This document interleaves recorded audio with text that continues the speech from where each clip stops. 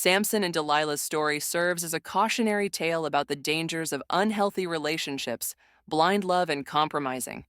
Samson grew strong, empowered by God. Samson fell in love with Delilah, a Philistine woman. The Philistine leaders bribed Delilah to discover the secret of Samson's strength. 3 times Delilah tried to extract the information, but Samson resisted. Eventually, he succumbed to her persistence and revealed his Nazirite vow. His uncut hair was the source of his strength. Delilah had Samson's hair cut while he slept. His strength vanished, and the Philistines captured him. They blinded and imprisoned Samson, forcing him to grind grain. In prison, Samson's hair grew back. During a festival, the Philistines brought Samson to entertain the crowd.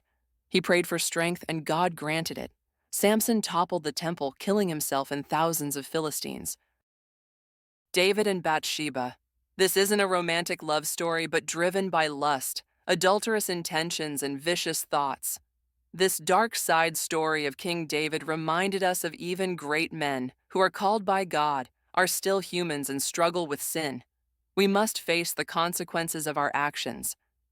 This troublesome story wildly began when King David chose to stay home in Jerusalem while he sent the rest of the Israelite army to fight other nations and kings. David is relaxing and walking on the palace roof when he sees a beautiful woman bathing on her roof. David was immediately drawn to her and sent messengers to find out who she was.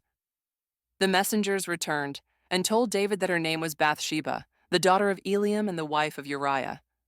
Despite David knowing that she was married, he sent for her and slept with her. Bathsheba later sends word to David that she was pregnant.